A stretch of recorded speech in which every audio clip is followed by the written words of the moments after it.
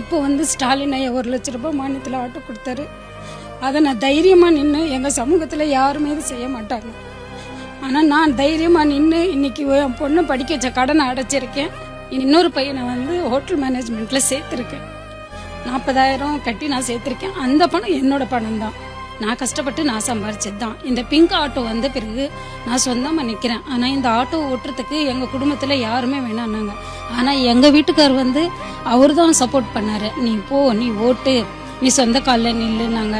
ஆனால் பசங்களுக்கு வந்து சாப்பாடு ஸ்நாக்ஸ் எதனா வாங்கணுன்னா கூட எங்கள் வீட்டுக்கார் வர வரைக்கும் நாங்கள் அவரை எதிர்பார்த்து தான் நாங்கள் இருந்தேன். ஆனால் இப்போ நான் ஆட்டோ ஓட்டி இந்த பிங்க் ஆட்டோ வாங்கி ஓட்டுறேன். இன்னைக்கு நான் வந்து 2,000 ரூபாய் சம்பாதிக்கிறேன். எங்கள் வீட்டுக்காரை விட அவரை விட நான் தான் இன்னைக்கு அதிகமாக சம்பாதிக்கிறேன். அவர் மாதத்துக்கு 18,000 தான் சம்பாதிக்கிறாரு. இன்னைக்கு நான் 30,000 அளவுக்கு நான் சம்பாதிக்கிறேன்.